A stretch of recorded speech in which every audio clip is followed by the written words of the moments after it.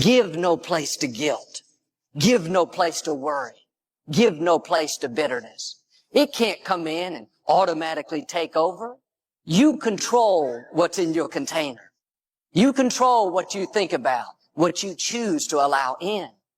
And we all have negative emotions, negative feelings. You have to make the choice. I'm not going to give this jealousy, this bitterness, this anger, valuable space and let it poison my life. I'm going to protect what I allow in me. To go forward or to go back. You're going to always have that decision. It's time to stay focused. Why are you so antisocial? Because I'm trying to get it. Why are you out there practicing in the hot sun when ain't nobody else out there? Because I'm trying to get it. Why are you not clubbing? Like every time I text you and invite you to go do something fun and cool, you always studying. Because I'm trying to get it. Ask yourself the question, what would your life be like? What would your life look like if you decided not to care what people thought of you? I made all of my dreams bigger than my fears. So when I felt like quitting, the results would have been devastating to the goal I was trying to attain. My motivation was, I was just exhausted from power. Christmas on the way. I just want to remind y'all that none of us should be on the receiving end of what people feel like doing, acting, saying, and being. A lot of us are running around playing victim. Most of us are running around losing sleep at night, stressed, depressed, frustrated, and those are your friends. Have you ever noticed that when your faith is the strongest, you come up under the greatest attack? Because every time the devil senses that you're about to walk into who you be, and he's trying to stop you from doing it, slap somebody and say, just do it. They have the magic touch. You've heard them say that about someone. Everything he touches turns to gold. It's because of goals. Some of us have them, some don't. People with goals succeed because they know where they're going. You still got work to do. Stay on that basketball court. Stay on that football field. It's grind season, homie. It's not about today. It's about the future. You do the work now. And all of the shit that you could ever want to do for your family, your kids, your loved ones, it's all going to be on a whole nother stratosphere. What are you doing now? You're still here breathing. That means you've got some more to give. Life is about growing. It's about being productive. It's about stretching. It's about challenging yourself. So you start looking around and decide, hey, what else do I want to do? What got me here? What worked? What did not work? It's not what it's going to be, but it's not what it used to be. Until you can clap for the seedling, you will never see the tree. Self-approval. That's a very challenging area. Ladies and gentlemen, that's where most people get stuck. That's a stage that a lot of people get there, and they never move out of that area. Many of us never live up to our potential or don't approve ourselves because we never had anybody to believe in it. I was sick of living in my car. I was sick of not having money. And so for me to quit, and see, that's what people do. People quit when it's at their hardest moment. But if it's at your hardest moment, why would you quit? I mean, think about it. If you're going through hell, why stop there? Move. Keep going. You don't love you, if you don't like you, if you don't believe in you, if you're not experiencing the right emotions about you, you bring all those emotions with you to these places you go. Prior to having all these material things will serve you, because I have so many friends that have accomplished all the material things in their life, and those things made them happy short term, but they're living an unfulfilled destination here on earth. Greatness takes time to develop. Greatness is not immediate. You got to stay with it. You got to stay at it. You got to keep working on it. We give up too quickly. There is not a person in this room that is not constantly up under attack. No matter how blessed you've been, no matter how successful, no matter how accomplished, no matter how fruitful you are, somewhere in your life, you are either being attacked or about to be attacked in some area of your life. Now, when I started off in this many years ago, I came from very poor beginnings. I dropped out of high school. I was told, by the way, if you don't get a good education, you won't do well in life. And I believed that for a long time until I found there's hundreds of thousands and millions of people who dropped out of high school who went on to become millionaires and billionaires as well. You can live a larger life. Don't just focus on what's going on now. Don't focus on what you had lost. Don't focus on you lost your job, or been evicted, or been foreclosed on. Focus on where you are going. How? I don't know. How is none of your business. You do what you can do. God will do what you can't do.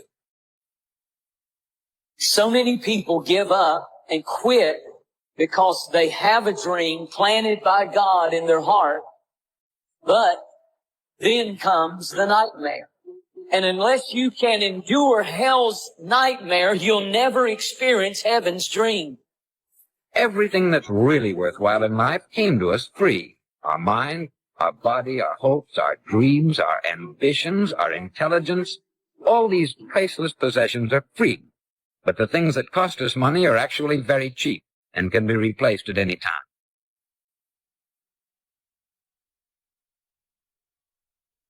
Anything worthwhile in your life, you're going to have to fight for it. You're going to have to fight for it. You're not just going to wake up one morning with a six-pack. You're going to have to fight for your health. And so there's always the battle between, is this the best use of my time, or is this just something that's okay to do? It's easy to say, I have a dream. That's easy. You can say that when the enthusiasm's there. But I'm telling you, it's hard to say, I still have a dream. I still have a dream. Why? We conform. And the trouble is that we're acting like the wrong percentage group, the 95% who don't succeed.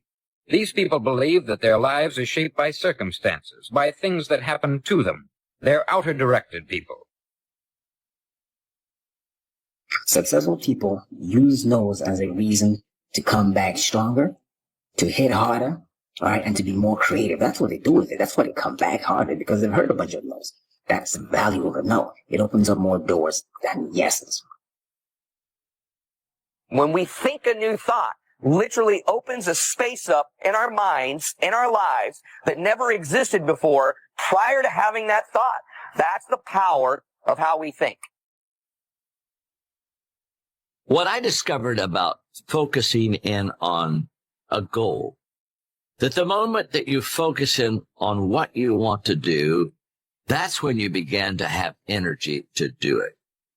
When you can see that every link in the chain will eventually lead you to the things you want most out of life, then you won't grow discouraged or fearful or impatient with today. When you can see where you're going through visual chain thinking, even on the toughest days, you'll keep building your ambition by knowing where you're going. We become what we think about. Conversely, the man who has no goal, who doesn't know where he's going, and whose thoughts must therefore be thoughts of confusion and anxiety and fear and worry, becomes what he thinks about. And if he thinks about nothing, he becomes nothing. Our work is to fully express that which we are. Our work is to express that which God has designed us to be. We get to have more and do more and give more and be more, because the truth is we already are more. You don't have to settle for the life that you now have. There is more. But in order to have more, you got to be hungry, because things are stacked against you. People who have not accepted greatness for themselves, these people don't study, ladies and gentlemen. They don't have time for personal growth and development. They don't have time to work on their minds. People can affect us. Our peers can affect us. Our environment can affect us just working consciously to overcome the poverty consciousness, the feeling constantly of saying you deserve this. There's no need for you to be afraid. Don't underestimate yourself.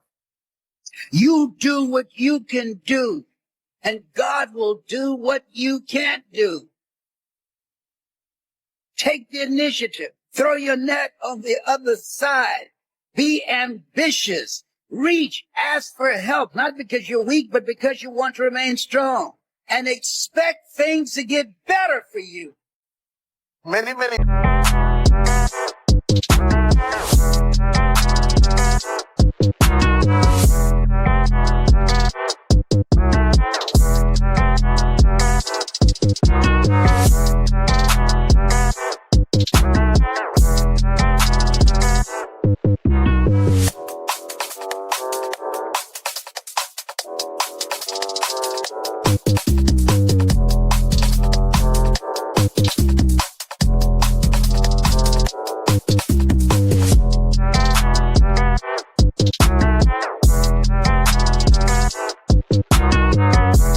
People don't go as far as they should go because they have apprehension that they won't reach their goal. So rather than to try and risk failing, they just say, I'm going to stay down here where I'm at and not try because I might lose.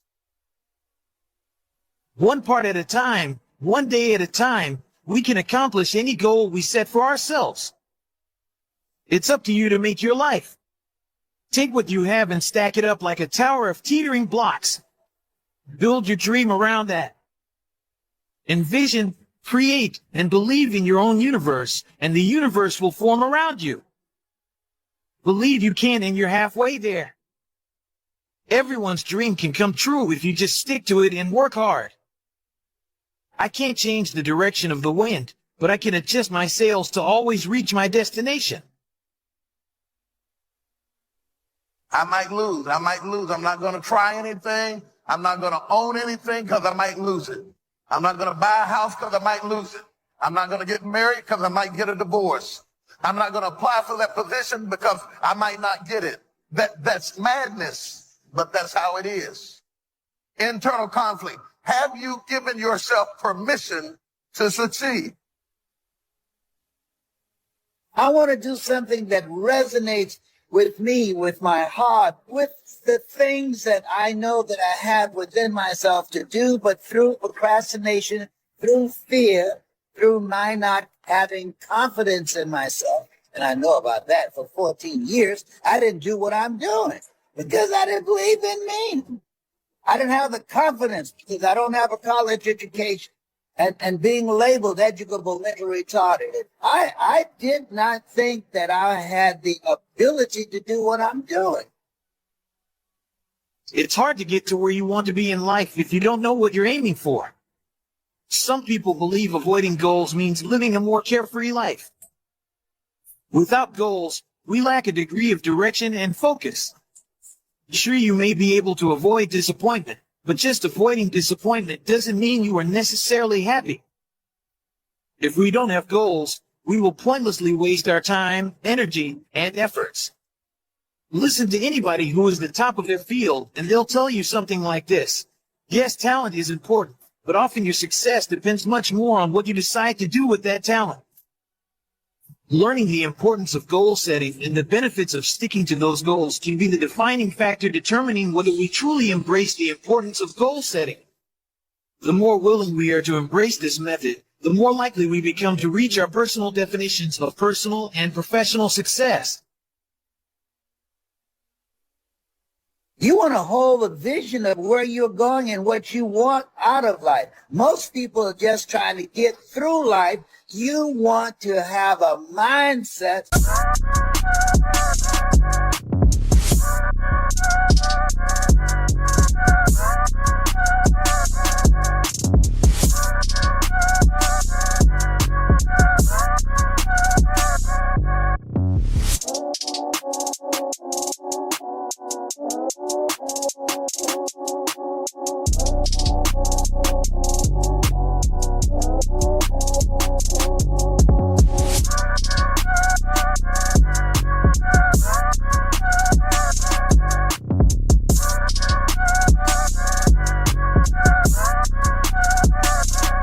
of what you want to get out of life. Because you can. And because that's why we are here. Golden rules of goal setting. 5 rules to set yourself up for success. Have you thought about what you want to be doing in 5 years' time? Are you clear about what your main objective at work is at the moment? Do you know what you want to have achieved by the end of today? If you want to succeed, you need to set goals. Without goals, you lack focus and direction. Goal setting not only allows you to take control of your life's direction, it also provides you a benchmark for determining whether you are actually succeeding. Think about it. Having $1 million in the bank is only proof of success if one of your goals is to amass riches. If your goal is to practice acts of charity, then keeping the money for yourself is suddenly contrary to how you would define success. To accomplish your goals, however, you need to know how to set them. You can't simply say, I want and expect it to happen. Goal setting is a process that starts with careful consideration of what you want to achieve. It ends with a lot of hard work to actually do it. In between, there are some very well-defined steps that transcend the specifics of each goal. Knowing these steps will allow you to formulate goals that you can accomplish. Set goals that motivate you. When you set goals for yourself, it is important that they motivate you. This means making sure that they are important to you and that there is value in achieving them. If you have little interest in the outcome, or they are irrelevant given the larger picture, then the chances of you putting in the work to make them happen are slim. Motivation is key to achieving goals. Set goals that relate to the high priorities in your life. Without this type of focus, you can end up with far too many goals, leaving you too little time to devote to each one. Goal achievement requires commitment, so to maximize the likelihood of success, you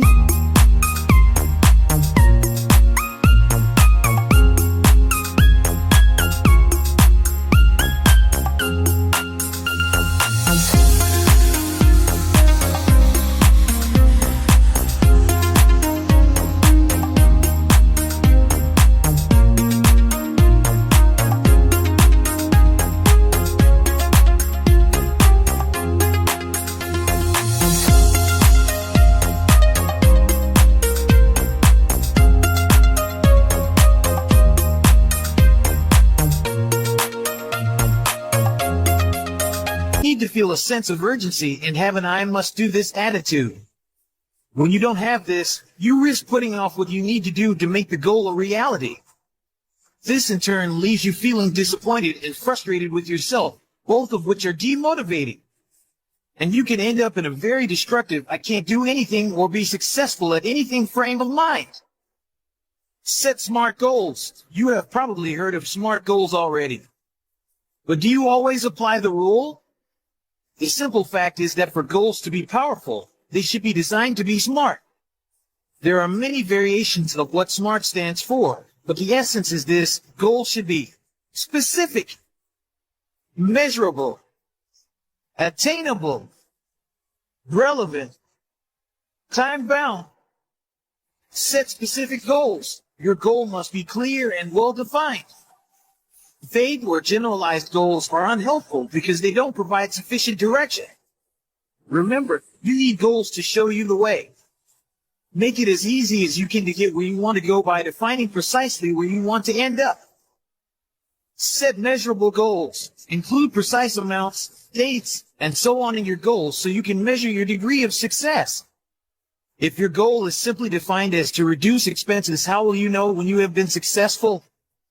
In 1 month's time, if you have a 1% reduction, or in 2 years' time when you have a 10% reduction? Without a way to measure your success, you miss out on the celebration that comes with knowing you have actually achieved something. Set attainable goals. Make sure that it's possible to achieve the goals you set. If you set a goal that you have no hope of achieving, you will only demoralize yourself and erode your confidence. However, resist the urge to set goals that are too easy.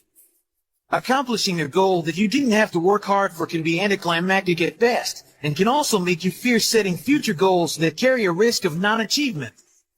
By setting realistic yet challenging goals, you hit the balance you need. These are the types of goals that require you to raise the bar, and they bring the greatest personal satisfaction. Set relevant goals. Goals should be relevant to the direction you want your life and career to take. By keeping goals aligned with this, you'll develop the focus you need to get ahead and do what you want. Set widely scattered and inconsistent goals, and you'll fritter your time and your life away. Set time-bound goals. Your goals must have a deadline. Again, this means that you know when you can celebrate success. When you are working on a deadline, your sense of urgency increases and achievement will come that much quicker. Set goals in writing. The physical act of writing down a goal makes it real and tangible. You have no excuse for forgetting about it. As you write, use the word will instead of would like to or might. For example, I will reduce my operating expenses by 10% this year.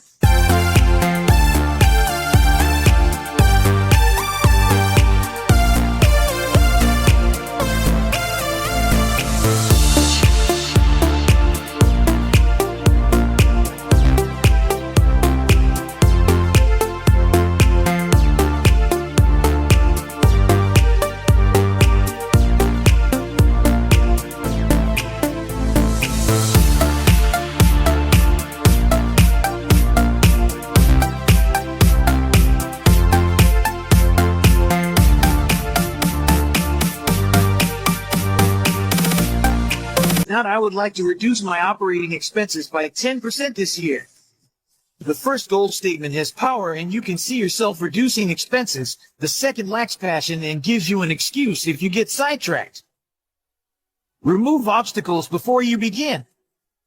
Before starting on a goal, ask yourself, what could prevent me from accomplishing this goal? Identify and write down your potential obstacles, excuses, or fears, as well as how you will navigate them. By writing your barriers down, you eliminate much of their power. There is research and psychological science behind this kind of expressive writing, which notes that when you put worrisome or anxiety-inducing thoughts on paper, you offload them and free up space in your mind to focus on the positive.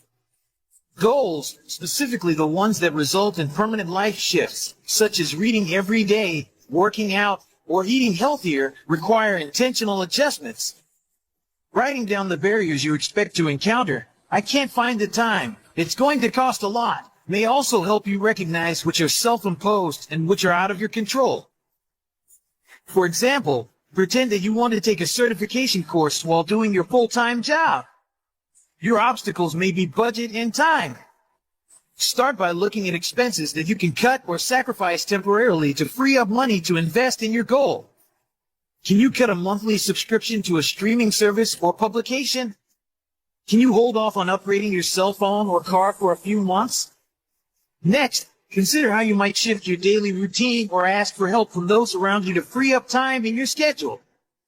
Can you, for example, ask your boss to put you on a longer duration, lower lift project for the next few weeks? Celebrate your wins. Finally, take time to reflect and applaud your efforts. Not everything will go as planned each and every time, but when you pause to evaluate what went well, what didn't, and how you can improve on your next goal, you'll learn a lot and be better prepared for the next